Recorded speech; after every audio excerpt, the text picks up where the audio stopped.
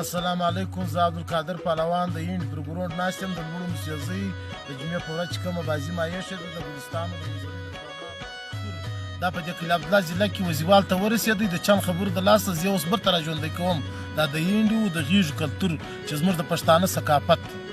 دې میلې له معزوزه میلمانه او قبایلي مشران او سیاسي مشران ټول را روان دي. انشاءالله ټولو ما ته ویلي چې موږ درځو ستا په میله کې شرکت کوو.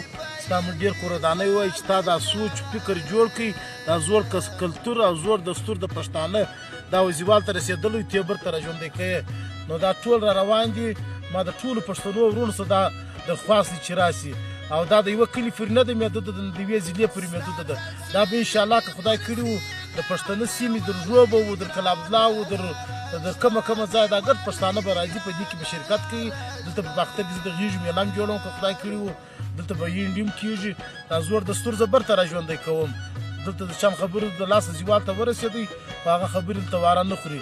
کور ودان ډېره مهرباني د میډیا والا.